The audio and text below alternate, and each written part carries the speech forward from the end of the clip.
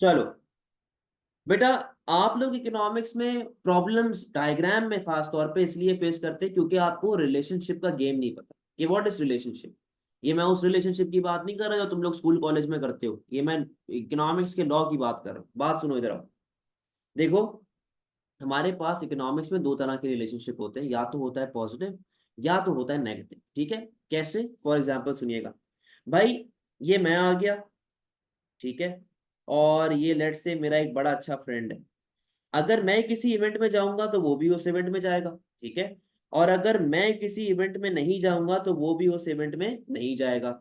अब आप लोग अगर एक चीज को गौर से देखें तो आपके एरो सेम डायरेक्शन में जा रहे हैं। अगर ये बढ़ रहा है तो ये भी बढ़ रहा है, अगर ये फॉल हो रहा है तो ये भी फॉल हो रहा है। जब एरोस आपके सेम डायरेक्शन में जाते हैं, इसका मतलब क्या है बेटा कि दो कमोडिटीज में कैसा रिलेशनशिप है, पॉजिटिव या फिर डायरेक्ट रिलेशनशिप।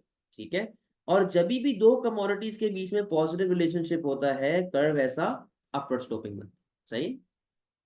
अगर इसी को मैं उलट कर दूं, भाई यहाँ पे लेट से हमारा एक बड़ा अच्छा बच्चा है जरी, जरी आ गया और यहाँ पे उसकी एक्स आ गई।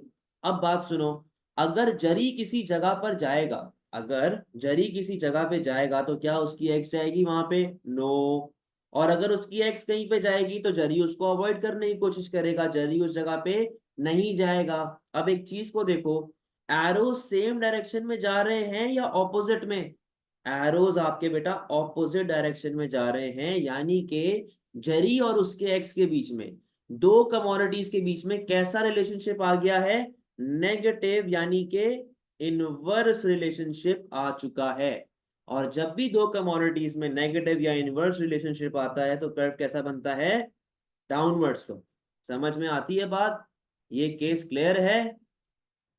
दोबारा रिपीट कर देते हैं। जरी, जरी को बड़ा बड़ी खुशी हो रही है ये सुन के। जरी वापस सुनो भाई, यहाँ पे आप आ गए, ठीक है, यहाँ पे आपकी एक्स आ गई। एक्स का मतलब पता है ना क्या होता है? यहाँ पे आपकी एक्स आ गई। अगर आप किसी इवेंट में जा रहे हो तो वो आपको अवॉइड करने के लिए वहां पर नहीं जाएगी, और अगर वो किसी इवेंट में जा रही है तो आप उसको अवॉइड करने के लिए वहां पर नहीं जाओगे। तो बेटा एरोस कैसे जा रहे हैं?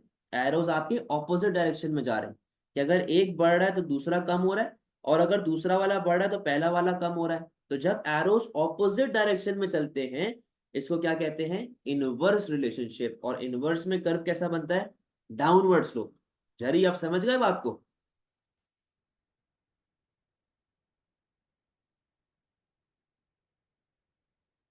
जी, जरी बॉय।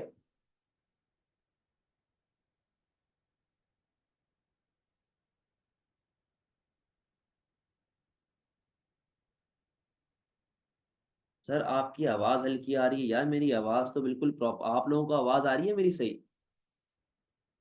बेटा बाकी लोग बताओ, आपने हेडफोन सही लगाए हुए हैं? सर अच्छी आवाज आ रही है, मोइस कह रहा है सर अच्छी आवाज आ रही है, सोनू निगम जैसी। तो फिर अब सुनो, जरी क्लियर हुआ कॉन्सेप्ट? भाई इस तरह समझो, जब रिलेशन, जब एरो सेम डायरेक्शन में जाएंगे तो पॉजिटिव रिलेशन है, कर्व अपवर्ड स्लोपिंग जाएगा। उल्टे हो जाएंगे, जब कर्व्स ऑपोजिट में जाएंगे तो नेगेटिव रिलेशन है, कर्व डाउनवर्ड बन जाएगा। ठीक है भाई, अब मैं इसमें टाइम नहीं लगाना चाहता बहुत ज्यादा, आगे बढ़, आगे आ जाओ। बेटा फर्स्ट टॉपिक जो हम लोग स्टार्ट कर रहे हैं वो टॉपिक है डिमांड का। Now what is demand? Demand is the willingness, demand is the willingness and ability of a consumer to consume a certain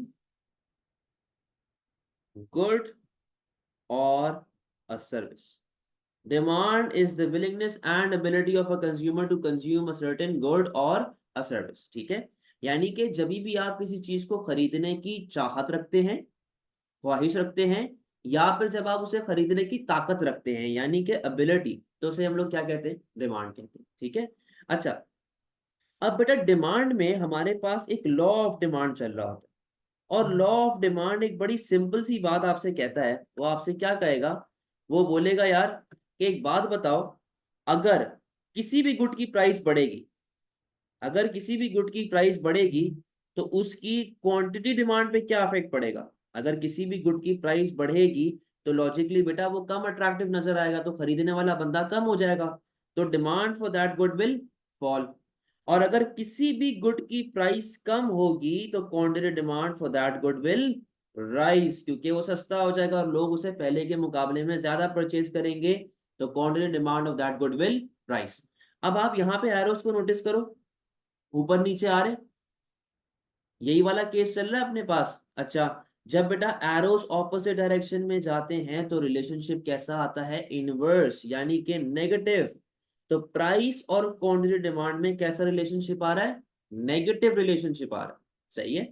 अब अगर मैं इसकी डायग्राम इधर बनाऊं, अगर मैं इसकी डायग्राम यहाँ पे बनाऊं तो यहाँ पे देखना भाई, हमारे पास y एक्सिस पे आ जाएगी प्राइस और x एक्सिस पे आ जाएगी क्वांटिटी।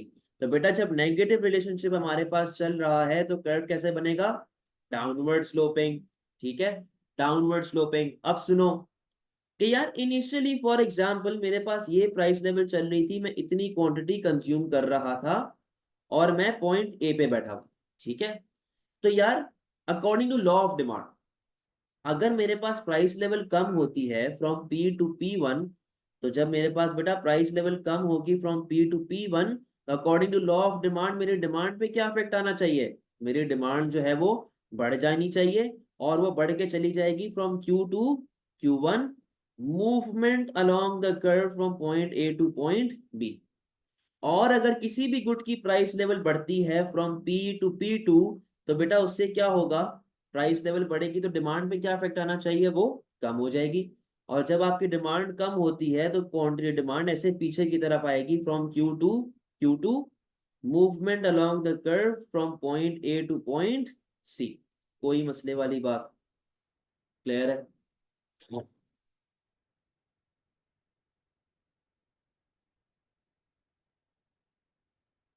समझते हैं बेटा बात को?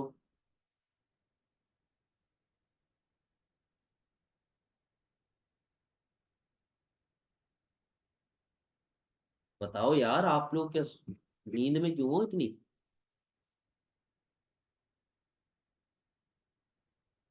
एक्टिव रहो भाई, एक्टिव रहो। P1 P2 को छोड़ें, अभी अभी आप इसको, इसके ऊपर फोकस करें। ये क्लियर है? वो मैंने रिकॉर्ड कर लिया वो वाला पोर्शन, वो मैं आपको भेज दूंगा रिकॉर्डिंग। चलें, अब बेटा डायग्राम बनाना कोई बड़े काम की बात नहीं है।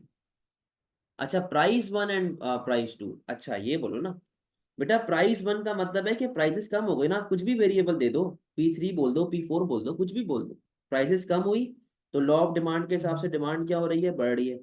जब बेटा प्राइस बढ़ेगी तो लॉ ऑफ डिमांड के हिसाब से क्वांटिटी पे क्या इफेक्ट आएगा? वो कम हो जाएगी और आप आ जाएंगे क्यू से क्यू टू। समझे मोइस?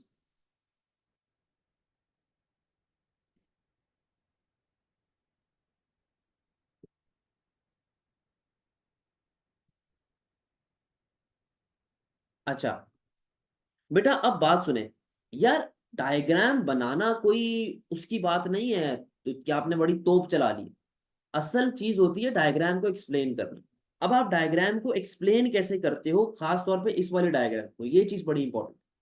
तो हम लोग यहाँ पे बात कर रहे हैं बेटा एक्सप्लेनेशन, एक्सप्लेनेशन के हवाले से। तो क्या आपकी एक्सप्लेनेशन बनेगी? सबसे पहले, सबसे पहले बेटा एक बात सुनो, हमारे पास ये जो हम लोग क्वांटिटी कभी बढ़ रही है, कभी हमारी क्वांटिटी फॉल हो रही है, ये क्यों हो रहा है? ये इसलिए हो रहा है क्योंकि हमारी प्राइस में चेंज आ रहा है। तो सबसे पहले आप क्या एक्सप्लेन करेंगे कि इस डायग्राम में स्पेसिफिकली क्या हो रहा है? कि प्राइस फैक्टर चल रहा है, कि प्राइस बढ़ रही है तो डिमांड कम हो रही है, प्राइस कम हो रही है तो डिमांड बढ़ रही है। तो पहला फैक्टर क्या आ गया? Price factor. दूसरा फैक्टर, बेटा आप खुद देखो, मैं एक ही लाइन पे कभी ऐसे नीचे आ रहा हूं, कभी ऐसे ऊपर जा रहा हूं, यानी कि मेरे पास दूसरा पॉइंट क्या आएगा इधर to highlight? Movement along the curve. ठीक है, ये आ गया मेरा दूसरा point to highlight, that is movement along the curve. आगे और बात करते हैं जी। तीसरी बात, यार एक बात सुनो, सिर्फ प्राइस अकेली तो नहीं डिमांड को अफेक्ट करती ना, आपके पैसे अफेक्ट करते हैं, आपकी इनकम अफेक्ट करती है। अब सर्दियों में लोग कॉफी प्रेफर करते हैं एज कम्पेयर टू आइसक्रीम, गर्मियों में लोग आइसक्रीम खाते हैं। तो बहुत सी और भी चीजें हैं जो डिमांड को अफेक्ट करती हैं, लेकिन मैंने उनमें से किसी की भी बात अब तक नहीं की। तो मैंने जो मैं बात कर रहा हूँ उसको पता है क्या कहा जाता है? उसको कहा जाता है सिट्रस पैरेबस। क्या कहा जाता है भाई? सिट्रस पैरेबस। अब सिट्रस पैरेबस क्या होता है? सिट्रस पैरेबस बोलता है कि apart from one variable factor, apart from one variable factor, variable मतलब वो चीज जो बार बार ऊपर नीचे हो रही है, और इस डायग्राम में वेरिएबल फैक्टर कौन है भाई? Price. Apart from one variable factor that is price, all other factors are constant. यानी कि मैं अभी इनकम, टेस्ट, वेदर वगैरह को कंसिडर ही नहीं कर रहा, मैं उनको बोल रहा हूँ भाड़ में जाओ। मैंने उनके बारे में अभी तक बात ना की है, ना मैं अभी करूंगा। मैंने बोला मैं उनको कंसिडर ही नहीं कर रहा हूँ कि इनकम क्या चल रही है, वेदर क्या है, टेस्ट क्या है, उससे मुझे कोई फर्क ही नहीं पड़ा। तो इसको हम लोग क्या कहते हैं कॉन्सेप्ट को? सिट्रस पैरेबस। अच्छा जी, लास्ट केस। बेटा एक बात याद रखना, जब भी आप एक लाइन के ऊपर होते हो और कभी आपकी डिमांड बढ़ रही है, कभी आपकी डिमांड ऐसे ऊपर नीचे, एक लाइन पर जब आप चल रहे होते हैं ना, तो आप इसको इंक्रीज डिक्रीज नहीं कहेंगे। अगर आपकी डिमांड बढ़ेगी तो आप उसे कहेंगे एक्सटेंशन, और अगर आपकी डिमांड कम होगी तो आप उसे क्या कहेंगे? कॉन्ट्रैक्शन। कोई टेंशन वाली बात? क्लियर है सारे मामला?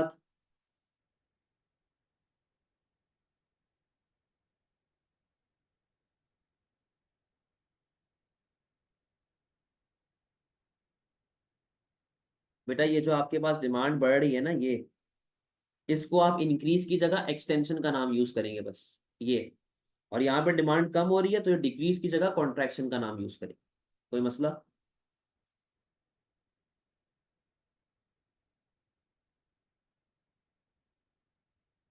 सही। अच्छा मैं आपको जरा इसके नोट्स दिखा रहा हूँ, ये लो। एक्सप्लेनेशन पढ़ो, रीड करो, कुछ भी पूछना है तो पूछो। रीड करें इसे।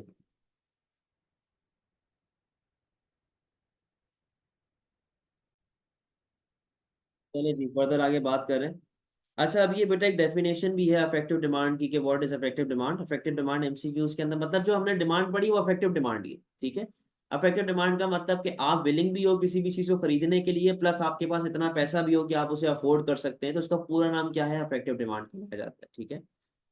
अच्छा जी, तो बेटा हम लोग जब बात कर रहे थे अदर फैक्टर्स के भी हवाले से, जैसे कि मैंने आपसे कहा कि सिट्रस पैरेबस में हम लोग अज्यूम करते हैं कि जितने भी अदर फैक्टर्स हैं दे आर कांस्टेंट, ठीक है। तो हम लोग अब यहाँ पे बात कर रहे हैं अदर फैक्टर्स की, फैक्टर्स अदर देन प्राइस। जैसे कि मैंने आपको इनकम वगैरह की बात की, ठीक है। तो यहाँ पर जो हमारा पहला फैक्टर अदर देन प्राइस चल रहा है, टॉपिक का नाम क्या है? फैक्टर्स अदर देन प्राइस, ठीक है। तो बेटा जो हमारा पहला फैक्टर अदर देन प्राइस चल रहा है वो क्या है? इनकम। सही है। इनकम को हम लोग इकोनॉमिक्स में वाई से रिप्रेजेंट करते हैं, ठीक है। इनकम को किससे रिप्रेजेंट करते हैं? वाई से रिप्रेजेंट करते हैं। यार अगर एक जनरल सा रूल में देखूं, जनरल सा उसूल, वो क्या है कि अगर किसी भी बंदे की इनकम इंक्रीज होती है तो उसकी डिमांड पे क्या इफेक्ट आता है? उसकी डिमांड बढ़ जाती है, ऐसा ही है, क्योंकि उसकी इस्तेताद बढ़ रही है खरीदने की। और अगर किसी भी बंदे की इनकम फॉल होती है तो वो उतना ज्यादा अफोर्ड नहीं कर पाता, उसकी डिमांड क्या हो जाती है? उसकी डिमांड फॉल हो जाती है। अगर जनरली देखा जाए तो इनकम में और डिमांड में कैसा रिलेशनशिप आ गया? पॉजिटिव। सही। बट इनकम फर्दर दो टाइप्स ऑफ गुड्स में डिवाइड हुई हुई होती है। एक आपका होता है नॉर्मल गुड, ठीक है, और दूसरा आपके पास होता है इंफीरियर गुड। एक नॉर्मल गुड होता है और एक क्या होता है? Inferior good. अब इन दोनों में डिफरेंस क्या होता है? बेटा सुनना, नॉर्मल गुड जो होता है ना, वो आपके पास लग्जरी गुड होता है, वो आपके पास एक्सपेंसिव गुड होता है, और वो आपके पास एक ब्रांडेड गुड होता है, ठीक है। एग्जाम्पल, आपकी अपनी प्राइवेट कार, या फिर महंगी वॉच, महंगा फोन, महंगा लैपटॉप। यार जाहिर सी बात है, जब पैसा आएगा तभी तो आप ये लग्जरी और इस तरह की एक्सपेंसिव चीजों का अफोर्ड कर पाएंगे ना। यानी कि जब आपकी इनकम लेवल बढ़ेगी तो डिमांड फॉर नॉर्मल गुड भी आपकी बढ़ रही होगी। और जब आपकी इनकम लेवल फॉल होगी तो डिमांड फॉर नॉर्मल गुड भी क्या होगी, फॉल होगी। यानी कि नॉर्मल गुड में इनकम और डिमांड में कैसा रिलेशनशिप आ रहा है आपका, पॉजिटिव रिलेशनशिप चल रहा है। इसी को अगर मैं इंफीरियर पे कन्वर्ट करूं तो बेटा इंफीरियर गुड वो गुड होता है जो बिल्कुल नॉर्मल का ऑपोजिट है। नॉर्मल लग्जरी था, इंफीरियर गुड क्या होता है, नॉन लग्जरी। ठीक है, नॉन लग्जरी गुड। अच्छा जी, नॉर्मल एक्सपेंसिव था, ये कैसा होगा, चीप गुड होगा। नॉर्मल ब्रांडेड था, ये कैसा गुड होगा, नॉन ब्रांडेड गुड। सही है। वहां पे एग्जांपल प्राइवेट कार की थी, यहां पे एग्जांपल किसकी आ रही होगी, पब्लिक ट्रांसपोर्ट। अब एक बात सुनो, अगर आपकी इनकम लेवल बढ़ेगी तो क्या आप पागल हैं कि आप बस में धक्का खाएंगे, ख्वार होंगे, नहीं। तो demand for inferior good will fall. और अगर किसी भी टाइम पे आपकी इनकम लेवल फॉल हो जाती है तो मजबूरन आपको बसों में धक्के खाने पड़ेंगे, पब्लिक ट्रांसपोर्ट में घूमना पड़ेगा, क्योंकि आपका स्टैंडर्ड ऑफ लिविंग गिर जाएगा ना। तो बेटा demand for inferior good will rise. तो जब हम लोग इंफीरियर गुड की बात करते हैं तो between income and demand there is an inverse या फिर नेगेटिव रिलेशनशिप। कोई मसले वाली बात बेटा। Sir explain normal inferior good again. बेटा इस नॉर्मल गुड जो होता है एक्सपेंसिव गुड होता है, इंफीरियर गुड जो होता है वो चीप गुड होता है। जैसे कि समझ लो नाइकी के ओरिजिनल शूज नॉर्मल गुड में आ गए, और फर्स्ट कॉपी सेकंड हैंड ये सब किस में आ गए, इंफीरियर गुड के अंदर आ गए। ठीक है, तो जाहिर सी बात है जब इनकम बढ़ेगी तो आप असल ब्रांड की तरफ जाओगे, तो demand for original shoes will increase. और जब आपकी इनकम लेवल फॉल होगी और आपको शौक है नाइकी पहनने का, तो बेटा आप अफोर्ड तो नहीं कर सकते हो ना, तो आप उसकी फर्स्ट कॉपी पे या फिर आप सेकंड हैंड नाइकी परचेज करेंगे, जिसे हम लोग क्या कहेंगे, इंफीरियर गुड। क्लियर है।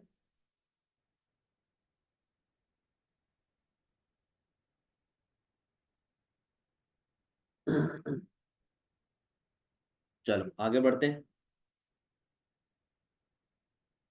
आगे बेटा दूसरा फैक्टर कौन सा है जो आपकी डिमांड को अफेक्ट करता है, उसे हम लोग कहते हैं डायरेक्ट टैक्स।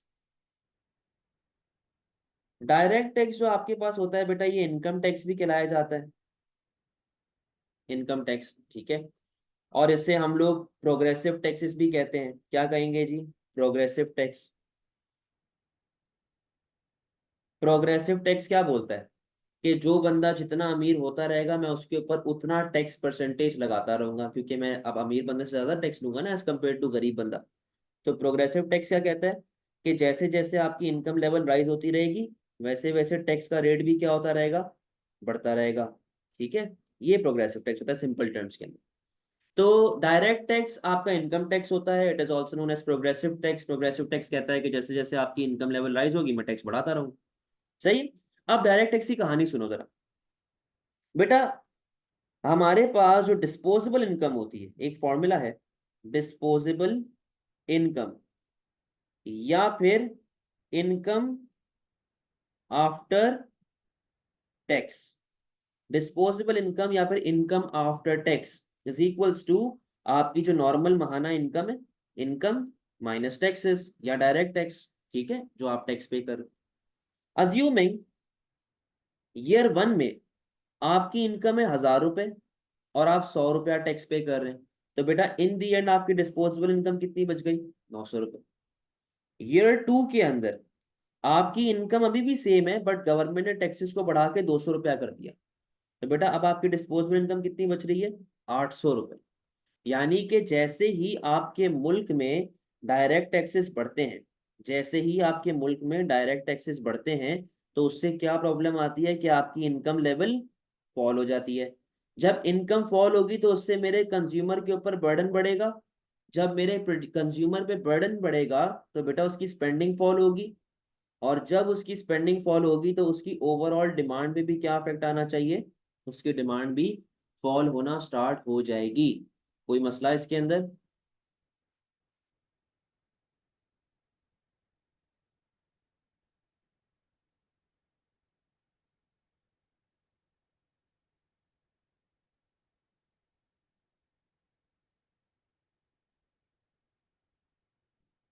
चलो नेक्स्ट वाले पे जाते हैं। तीसरा केस एडवर्टाइजिंग। बेटा एडवर्टाइजिंग आपके पास दो तरह की होती है, एक होती है परसुएसिव और एक आपके पास होती है इंफॉर्मेटिव। इन दोनों का जरा डिफरेंस समझना। बेटा पहले इंफॉर्मेटिव की बात कर रहे थे, कोई छोटा सा कॉन्सेप्ट है। इंफॉर्मेटिव के अंदर पता है क्या होता है, आप कंज्यूमर को नॉलेज प्रोवाइड कर रहे हो। क्या कर रहे हो, नॉलेज प्रोवाइड कर रहे हो। For example smoking kills, smoking kills, ये क्या है, ये आपके पास है इंफॉर्मेटिव एडवर्टाइजमेंट, यानी कि आप कंज्यूमर को नॉलेज दे रहे हो। स्मोकिंग किल्स, अल्कोहल किल्स, आप किसी को भी फोन करो तो पीछे एक बाजी बोल रही होती है कि पोलियो के कतरे पिला दो, बच्चों को जी वैक्सीन लगवा दो, और जी कोरोना वायरस कम हो गया खत्म नहीं हुआ, या डेंगू से बचने के तरीके। ये सब में क्या हो रहा है कि मेरे कंज्यूमर को नॉलेज मिल रही। तो इस एक तो एडवर्टाइजिंग ये होती है जिसे हम लोग कहते हैं इंफॉर्मेटिव। एक होती है परसुएसिव, जो कौन करता है, जो ब्रांड्स करते हैं to attract, brands to attract customers. ये कौन करता है, ये ब्रांड्स करते हैं टू अट्रैक्ट कस्टमर्स। कैसे भाई, जो आप लोग टीवी पे ऐड देखते हो, केएफसी का, पेप्सी का, मैकडोनल्ड्स का, एप्पल का, सैमसंग का, ये लोग क्या करते हैं, ये लोग बड़े बड़े सेलिब्रिटीज को बुलाते हैं अपने ऐड में। जैसे कि फॉर एग्जांपल इस तरह समझ लो कि माउंटेन ड्यू के ऐड में ऋतिक रोशन आया है। क्यों, क्योंकि लोग ऋतिक पे ट्रस्ट करते हैं। लोग कहते हैं यार अगर ऋतिक ये कोल्ड ड्रिंक बेच रहा है तो अच्छी होगी भाई, डर के आगे वाकई वाकई जीत होगी। हालांकि डर के आगे मौत ही होती है। तो खैर लोग जो है ऋतिक पे भरोसा करके ड्यू पीना स्टार्ट कर देंगे। तो बेटा जब ये इतने बड़े बड़े सेलिब्रिटीज को लेके आ रहे हैं, किसी वजह से लेके आए हैं ना, ताकि कस्टमर अट्रैक्ट हो उनकी तरफ। जब कस्टमर उनकी तरफ अट्रैक्ट होगा तो उनका माल बिकेगा। इनका अल्टीमेट गोल तो प्रॉफिट बढ़ाना ही है ना। अच्छा, अब और भी बातें हैं कि ये लोग एडवर्टाइजिंग करते कैसे हैं। बहुत तरीके होते हैं, social media, TV, newspaper, billboards, और क्या कहते हैं मैगजीन्स, सही है, और रेडियो पे लगा दो जी, कॉल के ऊपर लगा दो। तो ये बहुत से तरीके होते हैं जिससे आप लोग एडवर्टाइजिंग अपनी कर सकते हैं। अब आइएगा लास्ट केस के ऊपर।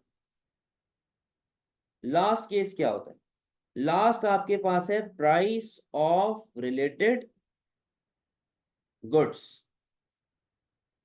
प्राइस ऑफ रिलेटेड गुड्स का मतलब ये है कि यार एक गुड की प्राइस में चेंज होने की वजह से दूसरे गुड की डिमांड पे क्या चेंज आ रहा है। यानी कि ये मेरे पास दो अलग अलग फोन है, क्या है भाई कि इस गुड की प्राइस में जो चेंज आया, इस फोन की प्राइस में चेंज आने की वजह से इस फोन की डिमांड में क्या इफेक्ट आएगा, सही है। तो ये हमारे पास होता है प्राइस ऑफ रिलेटेड गुड्स के गुड एक्स की प्राइस में चेंज आने की वजह से गुड वाई की प्राइस में क्या चेंज आ। ठीक है, अब सुनना जरा क्या हिसाब किताब चल रहा होता है, इधर आओ।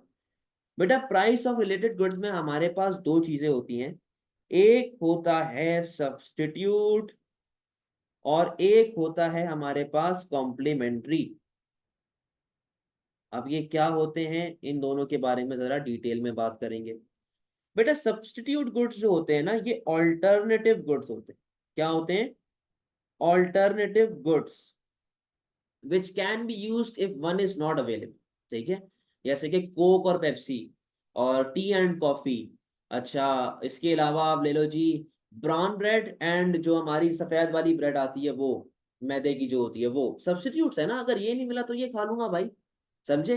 तो अब यहाँ पे मैं एग्जांपल आसानी के लिए, आपकी आसानी के लिए मैं ले रहा हूं price of Coke, quantity demand of Pepsi.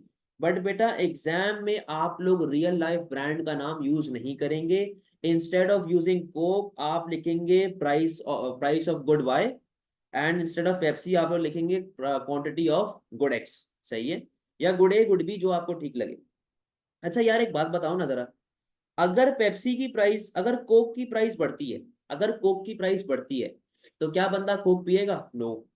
वो कोक छोड़ के इसके सब्स्टिट्यूट यानी कि पेप्सी की तरफ जाएगा। इससे पेप्सी की डिमांड पे क्या इफेक्ट पड़ेगा भाई? बढ़ जाएगी। और अगर कोक की प्राइस कम होती है तो बहुत सा कंज्यूमर ऐसा है जो पेप्सी से उठ के कोक पे जा रहा होगा, क्योंकि कोक की प्राइस कम हो गई है। तो बेटा कोक की प्राइस कम होने की वजह से पेप्सी की डिमांड पे क्या इफेक्ट पड़ेगा? वो कम हो जाएगी। अब सब्स्टिट्यूट गुड्स के अंदर अगर आप एक चीज गौर से देखो, एरोस सेम डायरेक्शन में जा रहे हैं। और जब भी आपके पास एरो सेम डायरेक्शन में जाते हैं, इसका मतलब क्या है बेटा कि सब्स्टिट्यूट गुड्स में रिलेशनशिप कैसा आ रहा है, पॉजिटिव या फिर डायरेक्ट रिलेशनशिप आ रहा है। कोई मसले वाली बात। इसी तरह अगर मैं कॉम्प्लीमेंट्री पे चला जाऊं, बेटा कॉम्प्लीमेंट्री गुड्स कौन से होते हैं, ये जॉइंटली यूज्ड गुड्स होते हैं। Jointly used goods, jointly use का मतलब कि यार ये दोनों साथ यूज होते हैं। अगर मेरे पास एक चीज है और दूसरी नहीं है तो बेटा वो वाली चीज भी यूजलेस है, जैसे कि car and petrol, shoe less and shoe, DVD player and DVDs. ठीक है, तो अब यहां पे आपकी आसानी के लिए मैं एग्जांपल यूज कर रहा हूं, price of cinema ticket and quantity of popcorn. यार मेरी बात सुनो ना राजा, जब आप मूवी देखने जाते हो तभी पॉपकॉर्न खरीदोगे ना। आप सिर्फ पॉपकॉर्न खाने तो नहीं जाओगे सिनेमा में, न्यूप्लेक्स में, पागल तो नहीं हो ना। तो आप लोग मूवी देखने जाते हैं, आप कहते हैं यार मूवी देखने आया, चलो कोई चटक पटक करनी चाहिए, तो आप लोग पॉपकॉर्न खरीद लेते हो, ऐसा ही है। सिर्फ पॉपकॉर्न खाने तो नहीं जाते सिनेमा।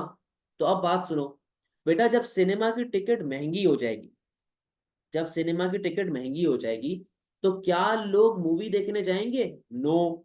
और जब लोग मूवी देखने नहीं जाएंगे तो क्या पॉपकॉर्न बिकेगा? नो। तो पॉपकॉर्न की डिमांड पे क्या इफेक्ट आ रहा है? कम हो रही है। अच्छा बेटा, अगर हमारे पास सिनेमा सस्ता हो जाता है तो लोग मूवी देखने जाएंगे पागलों की तरह।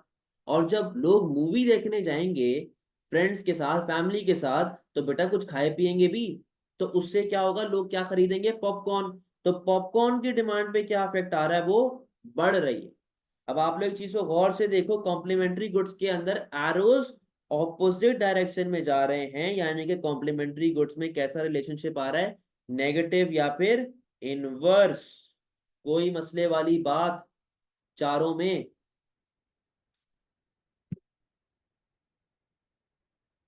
नहीं नहीं, कहां से मैं बेटा, सब्सिडी और सब्सिड्यूट बिल्कुल ही अलग कॉन्सेप्ट है, किन किन को मिला रहे हो? सब्सिडी बाद में डिस्कस करेंगे, इनमें कोई इशू आ रहा है?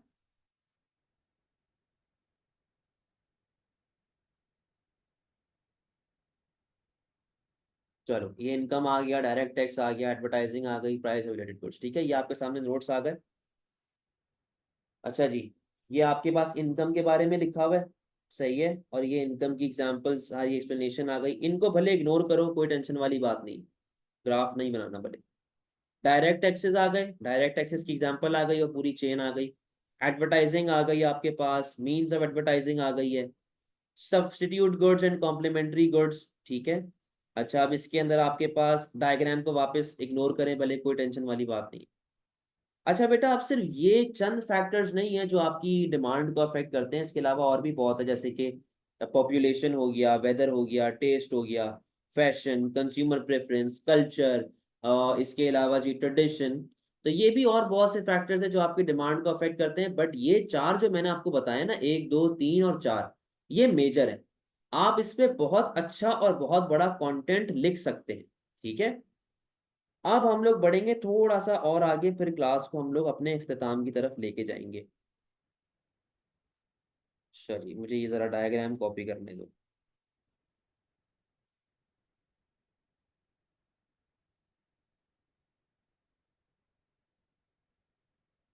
अच्छा जी, सुने जरा।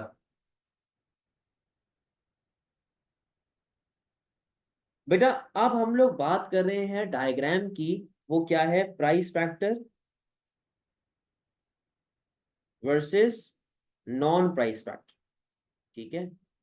Price factor versus non price factor. Price factor की डायग्राम और एक्सप्लेनेशन, ये दोनों चीजें मैंने आपको बना के दिखा दी थी, ठीक है। ये जो हमारे पास मूवमेंट आ रही होती है, ये किसका पार्ट है? ये हमारे पास पार्ट है प्राइस फैक्टर का, सही है। ये हमारे पास किसका पार्ट है भाई? प्राइस फैक्टर का पार्ट। एक सेकंड जरा रुको, इसको मैं जरा सही करूँ, ठीक है। ये आ गई प्राइस फैक्टर की डायग्राम, ये आ गई आपकी प्राइस फैक्टर की एक्सप्लेनेशन, ठीक है। ये प्राइस फैक्टर चल रहा है। अब बेटा मुझे इसको नॉन प्राइस फैक्टर से कंपेयर करना। नॉन प्राइस फैक्टर में क्या होता है? इनकम, टेस्ट, वेदर, फैशन, इस तरह की चीजें, सही है। अब ये देखो जरा भाई, यहाँ पे आपके पास आ गई है प्राइस, इधर आ गई आपके पास क्वांटिटी, सही है। ये है आपका नॉर्मल सा डिमांड कर्व टी, सही है। लेट से कि मुल्क में पेप्सी 5 रुपए की है और मोइस जो है वो दिन की 2 पेप्सियां पीता है, ठीक है। मोइस पॉइंट ए पे खड़ा हुआ। अब सुनो जरा बेटा, लेट से मोइस की इनकम बढ़ गई। जब मोइस की इनकम बढ़ेगी तो वो पहले के मुकाबले में ज्यादा पेप्सी कंज्यूम करेगा। अच्छा, लेकिन क्या दुकान वाले को पता है कि इसका इनकम बढ़ी है? नो। तो दुकान वाला तो बेटा 5 रुपए ही चार्ज करेगा ना पेप्सी के लिए, भले आप 10 पेप्सी ले लो या 50 पेप्सियां ले लो। पेप्सी की प्राइस क्या रहेगी? 5 रुपए पर पेप्सी। तो इससे पता है क्या होगा कि मोइस जब पहले के मुकाबले में ज्यादा कंज्यूम करेगा ना, तो मोइस का डिमांड कर्व चला जाएगा right word from D to D1। और मोइस सेम प्राइस पे पहले के मुकाबले में अब कितनी पेप्सियां पी रहा होगा? 4 पेप्सियां पी रहा होगा और वो पॉइंट ए से पॉइंट बी पे आ जाएगा, ठीक है। लेकिन इसी तरह अगर मैं बात करूं कि यार मोइस के ऊपर टैक्सेस लग गए फॉर एग्जांपल, तो बेटा अब दुकान वाला मोइस का रिश्तेदार तो नहीं है जो मोइस को बोलेगा कि यार वो तुम्हारी तो इनकम कम हो गई, तुम एक काम करो मुझे ना कम पैसे दे देना पेप्सी के। ऐसा तो नहीं होता ना। तो मोइस अब भले एक पेप्सी पिए या 50 पेप्सियां पिए, पेप्सी की प्राइस क्या रहेगी? 5 रुपए रहेगी। तो अब जब मोइस के ऊपर टैक्स लगा तो मोइस का डिमांड कर वैसे आ गया पीछे की तरफ फ्रॉम D to D1। और अब सेम 5 रुपए पे मोइस कितनी पेप्सी पी रहा है भाई? मोइस एक पेप्सी पी रहा है और वो पॉइंट ए से किधर आ गया? पॉइंट सी के ऊपर आ गया। अब मुझे दोनों डायग्राम्स की एक्सप्लेनेशन को कंपेयर करना है। बेटा ये देखो, ये क्या है? प्राइस फैक्टर है। तो यहाँ पे हमारे पास क्या आ रहा है? यहाँ पे हमारे पास आ रहा है सबसे पहले non price factor. Non price factor यानी कि प्राइस से हट के एक अलग फैक्टर। अच्छा, दूसरा क्या लिखा हुआ है? Movement along the curve. जबकि बेटा यहां पे हमारे पास क्या आ रहा है? शिफ्ट आ रहा है। तीसरी बात, बेटा वहां पे अदर फैक्टर्स कांस्टेंट थे, जबकि यहां पे कौन कांस्टेंट है? यहां पे हमारे पास प्राइस कांस्टेंट है। प्राइस कांस्टेंट है, ठीक है। अच्छा, लास्ट बात, बेटा वहां पे जब बढ़ता था तो एक्सटेंशन कहते थे, जब गिरता था तो कॉन्ट्रैक्शन कहते थे। यहां पर जब बढ़ेगा तो हम लोग कहेंगे इंक्रीज, और जब कम होगा तो हम लोग क्या कहेंगे? डिक्रीज कहेंगे। या फिर अगर एग्जामिनर ने लिखा हो कि demand curve is shifting rightward, rightward का मतलब ये आगे जा रहा है, बढ़ रहा है। अगर लिखा हो demand curve is shifting leftward, leftward का मतलब ये पीछे आ रहा। कोई मसले वाली बात बेटा? समझ गए हो सारी कहानी?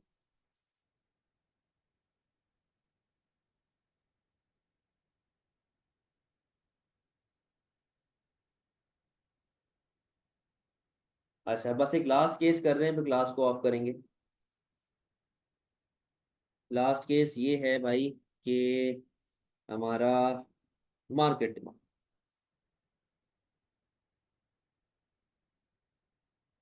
मार्केट डिमांड क्या होती है? मार्केट डिमांड की डेफिनेशन होती है horizontal summation of all individual demand curves, ठीक है। Horizontal summation of all individual demand curves. क्या मतलब है इसका? डायग्राम के हिसाब से समझना। भाई लेट से ये हमारी पेंसिल है, सही है, एप्पल पेंसिल। अब सुनना जरा इसका क्या हिसाब किताब चल रहा है। भाई यहाँ पर हमारे पास 3 लोग हैं। एक है मिस्टर एक्स, ये है मिस्टर वाई, ये है मिस्टर जेड, ठीक है। और ये कर्व आ गया हमारे पास मार्केट डिमांड का, सही है। Mister X, mister Y, mister Z, और ये आ गया हमारे पास मार्केट डिमांड, सही है जी। इधर आ गया प्राइस, इधर आ गया क्वांटिटी, ठीक है।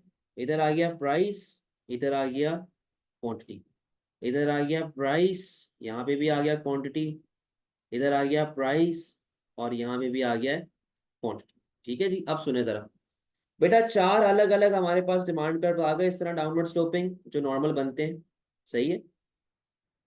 ये लो डी, डी, डी और डी। अब सुने जरा भाई, लेट से मार्केट में ये पेंसिल है 5 रुपए की, सही है। ये पेंसिल कितने की चल रही है? 5 रुपए की चल रही है। मिस्टर एक्स क्या, मिस्टर एक्स ने जाके दुकान वाले को बोला कि यार ये 5 रुपए की मुझे 50 पेंसिलें दे देना, सही है। मिस्टर वाई क्या, अब मिस्टर वाई के लिए भी प्राइस सेम ही रहेगी। मिस्टर वाई ने कहा कि यार ये 50 रुपए की मुझे 30 पेंसिलें दे देना। मिस्टर जेड गया, मिस्टर जेड के लिए भी पेंसिल की प्राइस सेम रहेगी। मिस्टर जेड ने कहा कि यार ये 50 रुपए की मुझे 20 पेंसिलें दे देना। तो मार्केट में बेटा 5 रुपए की टोटल कितनी पेंसिलें बिक गई? 50 + 30 + 20 यानी कि टोटल कितनी? 100। तो मार्केट में ये 5 रुपए की कितनी पेंसिलें बिक चुकी हैं? ये मार्केट में 100 पेंसिलें बिक चुकी हैं। इसे कहते हैं मार्केट डिमांड कर। कोई टेंशन